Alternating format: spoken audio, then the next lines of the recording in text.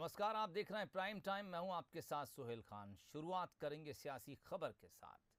मध्य प्रदेश में 4 सीटों पर उपचुनाव का ऐलान हो गया है।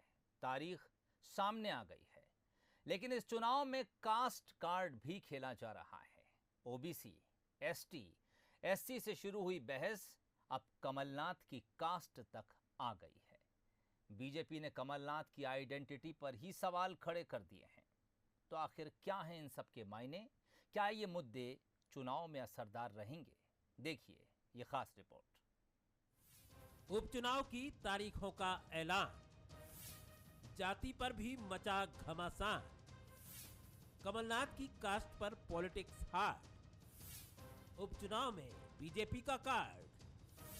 सबसे पहले आपको मध्य प्रदेश में उपचुनाव की तारीखों के बारे में बता दें, फिर बात जाति पर मचे घमासान की करेंगे। मध्य प्रदेश में खंडवा लोकसभा और 3 विधानसभा सीटों के लिए 30 अक्टूबर को मतदान होगा। 2 नवंबर को रिजल्ट आएगा। इसके पहले गजट नोटिफिकेशन 1 अक्टूबर को जारी होगा। नामांकन करने की आखिरी तारीख 8 अक्टूबर है। 13 तारीख तक उम्मीदवार अपना नाम वापस ले सकेंगे। भारतीय जनता पार्टी के संगठन ने अपनी तैयारी की है। सरकार के जन कल्याणकारी कामों को लेके भी जनता के बीच में जाएंगे और हमें विश्वास है कि जनता का प्यार और आशीर्वाद भारतीय जनता पार्टी को मिलेगा। कांग्रेस की पूरी तैयारी है और कैंडिडेट भी लगभग सब तय हैं। कमलनाथ जी उनको इशारा करेंगे। चुनाव में पूरी ताकत से जाएगी। ये चुनाव जो है कांग्रेस जीतेगी, जैसे दमोह में जीती थी, और चारों जगह पे कांग्रेस शिकस्त देगी कमलनाथ जी के नेतृत्व। इलेक्शन का काउंटडाउन शुरू हो गया है, लेकिन साथ साथ जाति का मुद्दा भी रेंग कर कमलनाथ के सामने आ गया है। ओबीसी आरक्षण का मुद्दा गरमाने वाले कमलनाथ से बीजेपी ने अब उनकी जाति पूछी है। आदिवासी के जरिए जाति कार्ड खेलने वाले कमलनाथ से बीजेपी ने पूछा है कि वो कहां के हैं। यकीन ना हो तो खुद सुन लीजिए। पूरे मध्य प्रदेश को बंटा ढार करके खा गए थे। गलती से 15 महीने में कांग्रेस की सरकार बनी और एक प्रदेश का एक जिसका न पृथ्वीपुर से लेना देना, न भोपाल से लेना देना, न छिंदवाड़ा से लेना देना, न इस प्रदेश से लेना देना। कहां से आए कमलनाथ? कोई बता सकता है कहां के कमलनाथ? किस जाति के कमलनाथ? कोई नहीं पता। जब आपका राजनीति में शुरुआत भी नहीं हुई, जन्म भी नहीं हुआ, जब वे सांसद है, सन 80 से सांसद है और 10 बार के सांसद है, देश में सबसे ज्यादा सम्मानित सांसद के पद पर रह चुके हैं। और आप कह रहे कमलनाथ जी क्या है? कमलनाथ जी की जाति क्या है? कमलनाथ जी की जाति भारतीय है। जाति धर्म की राजनीति आप करते हो, कांग्रेस से कमलनाथ जी नहीं करती। और आप कमलनाथ जी के बारे में पूछ रहे हो? कमलनाथ जी का मध्य प्रदेश से क्या लेना देना पूछ रहे हो? कमलनाथ जी मध्य प्रदेश के छिंदवाड़ा से 10 बार से सांसद है, अपराजय योद्धा है। उपचुनाव की तैयारी की बात करें तो बीजेपी फील्ड में है। सीएम जनदर्शन कर रहे हैं और कमलनाथ को ट्विटर मास्टर बता रहे हैं। तो क्या कांग्रेस को सहानुभूति वोट मिलने की उम्मीद है? अगर जोबट और पृथ्वीपुर उसकी परंपरागत सीट है तो खंडवा लोकसभा बीजेपी की सीट रही है। रेगांव विधानसभा भी बीजेपी की सीट थी, यानी मुकाबला 50-50 का है। ब्यूरो रिपोर्ट के साथ मनोज सैनी, बंसल न्यूज, भोपाल। सियासत छत्तीसगढ़ में भी जारी है। यहां धर्म परिवर्तन का मुद्दा एक बार फिर से सियासी सुर्खियों में है। राजधानी रायपुर में बीजेपी के बड़े नेताओं ने रैली निकालकर एक बार फिर से इस मुद्दे को हवा दे दी है, जबकि बीजेपी के प्रदर्शन को कांग्रेस सत्ता के लिए छटपटाहट मान रही है। देखिए ये सियासी रिपोर्ट। छत्तीसगढ़ में धर्मांतरण के मुद्दे को बीजेपी लगातार गरमाए हुए है। चिंतन शिविर के बाद से ही बीजेपी इसे बड़े मुद्दे के तौर पर देख रही है और इसे जिंदा रखने के लिए रणनीति के तहत लगातार काम कर रही है। इसी सिलसिले में राजधानी रायपुर में बीजेपी के कई बड़े नेताओं ने कार्यकर्ताओं के साथ धर्मांतरण के विरोध में रैली निकालकर अपनी गिरफ्तारी दी। बीजेपी को भरोसा है कि 2023 में इस मुद्दे के जरिए वो सत्ता की सीढ़ी पर तेजी से चढ़ सकती है। आज हजारों लोग गिरफ्तारी दे रहे हैं रायपुर के अंदर। ये एक एक वार्ड की बात को ले जाकर वहाँ प्रस्तुत कर रहे हैं, डॉक्यूमेंट दे रहे हैं कि भाई बलपूर्वक आर्थिक प्रलोभन से, दबाव से जो धर्मांतरण हो रहा है उनके खिलाफ कार्रवाई करें।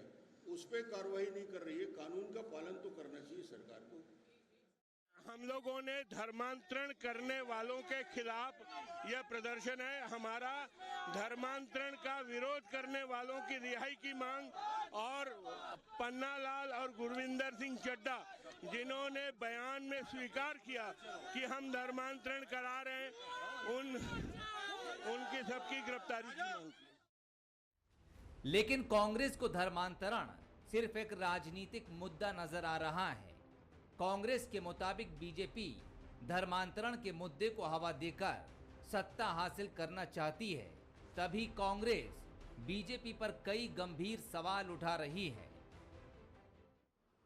धर्मांतरण उनका मुद्दा केवल राजनीति और कुर्सी प्राप्ति के लिए है। मैं समझता हूँ ये उनकी पार्टी का, उनकी सोच का दुर्भाग्य है। और अगर वो लोग संजीदगी होते तो मैं समझता हूँ धर्मांतरण के पक्ष में खड़े होने वाले इस छत्तीसगढ़ से सबसे बड़े दिग्गज नेता आदरणीय दिलीप सिंह जूदेव की भारतीय जनता पार्टी उपेक्षा नहीं करती।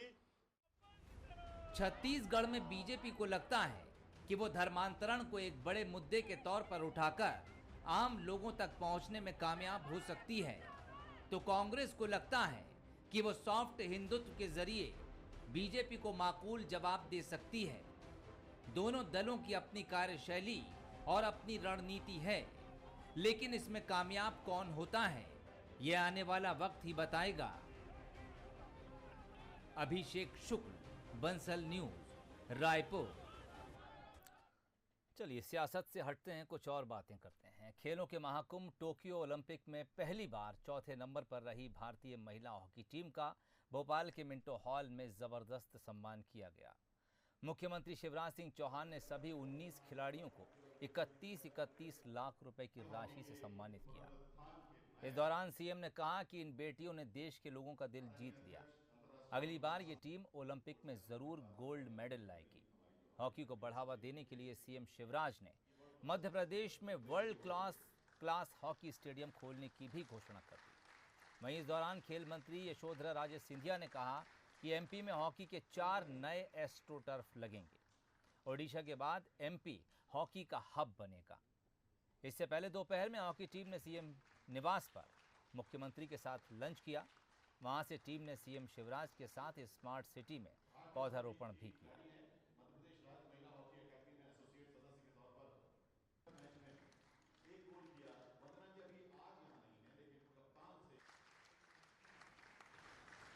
रानी जी, आज आपका सीएम ने सम्मान किया है, काफ़ी अच्छा लगा कि सीएम ने आज हमारी पूरी टीम को यहाँ पे बुलाया और हमें जो मान सम्मान दिया वो देख के बहुत अच्छा लगा। दूसरा, सीएम ने घोषणा करी है कि अंतर्राष्ट्रीय यहाँ पर स्टेडियम बनाया जाएगा, तो क्या आप लोगों के लिए वो फायदेमंद रहेगा? बिल्कुल, जो भी यहाँ पे प्लेयर्स हैं उनके लिए काफ़ी अच्छा रहेगा कि अगर अच्छी फैसिलिटीज़ होंगी तो प्लेयर्स को अच्छा ट्रेनिंग में हेल्प होगा और वही हमारी कंट्री का फ्यूचर है। जिससे जो सीएम साहब हैं उन्होंने काफ़ी अच्छी बात की कि वो जो भी फैसिलिटीज़ हैं वो सब प्लेयर्स को प्रोवाइड कराएंगे। रानी रामपाल थी जिन्होंने तमाम सवालों के जवाब दिए। उनका कहना है कि वो अगली बार जब मध्य प्रदेश आएंगी, जहां पर जब अंतर्राष्ट्रीय स्टेडियम बनाया जाएगा, उसमें खेलने से उनको जरूर फायदा मिलेगा। कैमरा पर्सन विजय सेजकर के साथ आकर्ष शर्मा, बंसल न्यूज, भोपाल। यहाँ वक्त एक ब्रेक का। ब्रेक से लौटेंगे तो आपको बताएंगे इंदौर से लता मंगेशकर का क्या है नाता।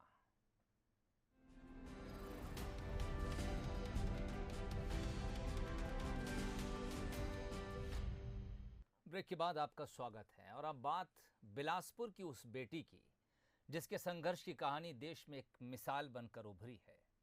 महज 1.5 साल की उम्र में दोनों आंखों की रोशनी खो देने वाली सानिया को अब एक ऐसी जिम्मेदारी मिलने जा रही है जहां वो कई लोगों को रोशनी दिखाएंगी।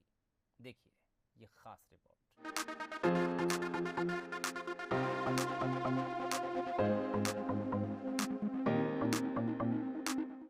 सफर में मुश्किलें आएं तो जुर्रत और बढ़ती है, कोई जब रास्ता रोके तो हिम्मत और बढ़ती है। इन अल्फाज को सच कर दिखाया है बिलासपुर की बेटी सानिया रिजवी ने। सानिया ने पीएससी 2019 की परीक्षा में पहली ही कोशिश में कामयाबी हासिल की और अब वो महिला बाल विकास विभाग में परियोजना अधिकारी बनने जा रही हैं। आपको जानकर हैरानी होगी कि सानिया दोनों आंखों से दिव्यांग हैं। मैं अपने स्ट्रगल की बात करूं तो सिर्फ सुन के पीएससी निकाली है मैंने, और ये एग्ज़ाम ऐसा है जहां बहुत ज़्यादा सिलेबस होता है, आपको बहुत कुछ पढ़ना होता है। आप सिर्फ सुन के एक दो दफ़ा उसे नहीं याद कर सकते हैं, बट मैं ऊपर वाले की बहुत शुक्रगुजार हूँ कि मुझे मेमोरी पावर ऐसा है कि मेरा कि मुझे ज़्यादा बार चीज़ों को नहीं, मतलब मैं 2 से 3 बार सुन के, जैसे नॉर्मल कोई हो तो उसे अगर कोई चीज़ याद करने में 5 से 6 बार सुनना पड़े तो मैं 2 से 3 बार में याद कर लेती हूँ। और ये चीज़ मेरे लिए बहुत बेनिफिशियल रही, क्योंकि सुनने की मुझे बचपन से आदत थी, क्योंकि 1.5 साल की उम्र में रिएक्शन हो गया था, तो और मतलब स्कूल टाइम से ही सुन के पढ़ाई की थी, तो ये चीज़ ने मुझे इस एग्ज़ाम को क्रैक करने में भी बहुत मदद की। मैं तो ये बोलूँगी कि अगर मेरी फैमिली, मेरी मम्मी पापा, मेरी बहन का सपोर्ट नहीं होता तो मैं ये चीज़ें अचीव कर ही नहीं सकती थी। सानिया जब महज 1.5 साल की थीं, तब उन्हें डबल निमोनिया हुआ था। इलाज के दौरान किसी दवा का रिएक्शन हुआ तो सानिया की आंखों की रोशनी कम होती चली गई। सानिया रोशनी में चीख चीख कर रोने लगती थीं। उन्हें अंधेरे में ही सुकून मिलता था।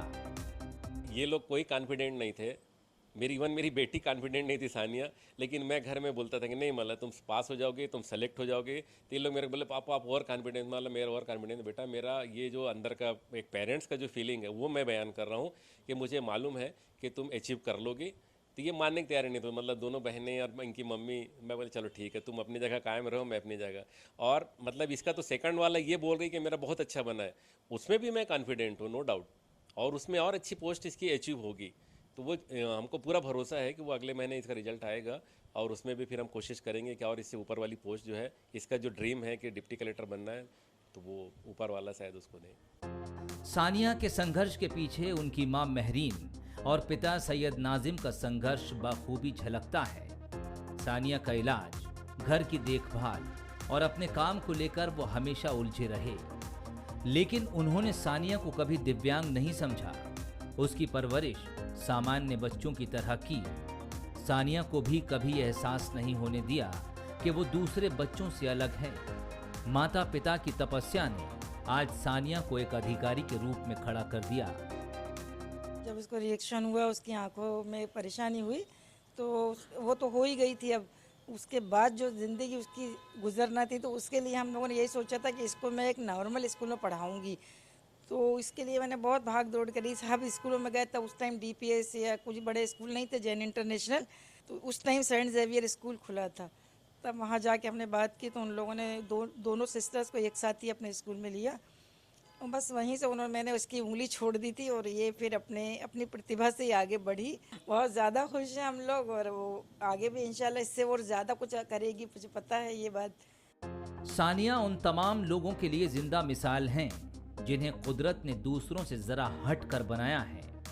सानिया की कामयाबी ने यह साबित किया है कि इंसानी हौसलों के आगे बड़ी से बड़ी परेशानी भी बौनी नजर आती है। उमेश मौर्य, बंसल न्यूज, बिलासपुर। स्वर कोकिला लता मंगेशकर का आज जन्मदिन है।